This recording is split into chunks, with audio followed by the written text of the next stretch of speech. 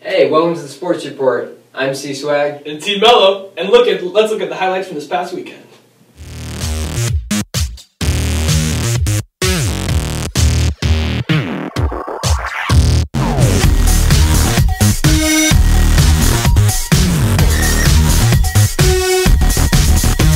The swim team was at state this last weekend in Federal Way. They had an impressive outing. Especially Caleb Mitchell. Let's go to the highlights. Alright, let's start with the most exciting race in swimming, the 50-yard freestyle. That's Danielle Booth in lane 4. She's in the red swim cap. She takes it out the first 25 yards. I don't think she even breathed that entire length of the pool. Here she comes in the home stretch, and it is down to the wire between her and a girl from Cheney. The girl from Cheney is going to edge her out barely at the wall. Danielle finishes second in state in the 50 free. Congratulations, Danielle. What a great meet. Alright, let's go to the 100-meter butterfly. This is the turn at the 50-yard mark, and that's Kaylee McCloskey in the lead in lane 4. Again, wearing the red swim cap.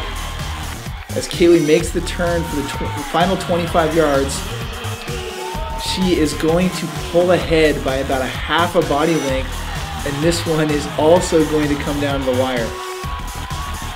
Kaylee starts to pull ahead, and she's going to touch the wall first and win a state championship. Pay special attention to her dad jumping up and down there in the far corner of the screen.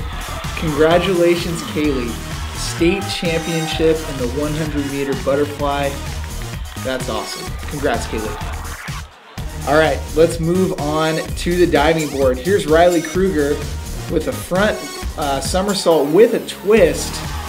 Kruger at this point was third in the meet, and she would go on to hold that position. This is her second dive of the day, and this one is pretty impressive. I'm kind of nervous every time she does this. I feel like she's going to hit her head on the board, but pretty impressive. An inward 1.5 somersault there. That would net her a very good score because of the difficulty level of that dive.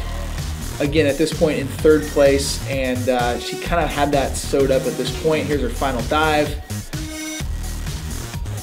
An inverted backwards somersault. She nails that as well. Kruger finishes third overall in the state. Congratulations, Riley.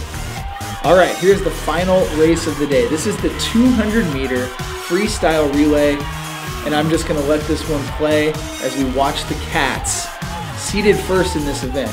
Caitlin Mitchell was the first one in the water here, and you can see she is barely behind, maybe half a body length behind. Again, Cats are in lane 4 here in the red swim cap. And right after Caitlin, Caroline Kwalachuk enters the water, and she's going to maintain that position. Again, kind of, all three teams, I believe Anna Cordes and Seaholm, were all kind of in the mix here. At this point, Caroline looks like she's about a half a body length behind, maybe a full body length behind, as she hits the wall and hands it off to Kaylee McCloskey. McCloskey actually hits the water 4th at this point, but she has a great start. She makes up a ton of length in the water. I don't know if she even breathed that entire length of the pool. That was pretty impressive. As she makes the turn for the final 25 yards, I'm going to go ahead and say we're about tied at this point, maybe a touch behind, but here comes Danielle Booth, and I just want you guys to watch this. Danielle hits the water second, but she is going to leave the competition in the dust. As she makes the turn for the final 25 yards, she pulls ahead almost a full body length, and she is going to cruise to victory as the Wildcats win the state championship in the 200-meter freestyle relay. Congratulations, ladies. That is fantastic. Archbishop Murphy with the fastest time in the state. Volleyball is action this weekend at state. Hey, check out that squad. That's an impressive squad. That's holding the district trophy. Let's see if they won the state.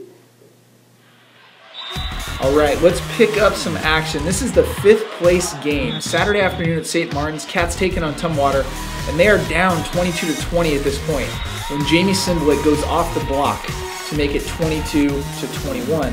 This was a gutty performance by the Cats to come back and take this set from Tumwater. Here's Nat Hayward with the ace. as she goes deep into the court. Cats now tied 22-22. And Tumwater gets the ball back over. Nice pass by Lauren Braswell. Nat Hayward to Jamie Simblick, once again off the block with another kill. Cats up 23-22. And this one would go on to extra time. Tumwater, nice serve here. Nat Hayward, a beautiful set to Jamie Simblick. Off the dig. Tumwater gets it back over the net. Hayward to Simblick again with a nice tip. And that hits the ground. Cats up 25-24. Braswell with a nice dig there. Hayward to Simblick again. It goes cross court. At this point, 26-26. Tumwater serving. Lauren Braswell with the pass. Hayward with the set. Simblick with the hit and the block. Tumwater gets it back over the net. Great dig right there by Nat Hayward, and Simblick puts it away down the line. Cats up 27-26. And here's Nat Hayward serving, Gabby Flake serving there. Tip, dug by Nat Hayward. Great pass by Lauren Braswell to Sam Hayward, who goes deep for the final point. Cats take the set versus Tumwater. They finished 6th in the state. Congratulations, ladies, on a great season. Go. All right, football was in action last Friday. Man, just look at that turf. The lights, the atmosphere. Man, just makes me want to hit somebody, you know? Let's see how they did. All right, Cats taking on Black Hills Friday night. Great fan support. It was an awesome night. This is first drive of the game. Carrie Jackson bounces it to the outside. I want you to watch Anthony Gurley come in here with a decleating block to clear the way for Carrie Jackson as he scores the first touchdown of the game. Cats up 7-0. Black Hills actually scored on their first play of the game, and it was tight for a second until Abe Lucas comes off the edge with a strip sack recovered by Carrie Jackson at the 5-yard line. Cats would go on to cash that one in as well, up 21-7 at this point. This was one of my favorite plays of the game. Darian Joseph reads the screen, gets in the passing lane, picks it off, and shows the wheels. Darian takes it 69 yards for the score to put the Cats up at this point by 21 points. Darian's loving it. His teammates are loving it. That was awesome. Great read by Darian Joseph. And this would about do it. Black Hills punting. I don't know why they kick it to Anthony. I probably wouldn't, but he shows them why you shouldn't. Anthony takes this punt 70 yards, cuts it in, cuts it out, makes a few guys miss, and outruns everybody as he scores. Cats go on to win 56-21 and will play Saturday night against North Kitsap. Go. Thanks for watching this sports report. We'll see you next time.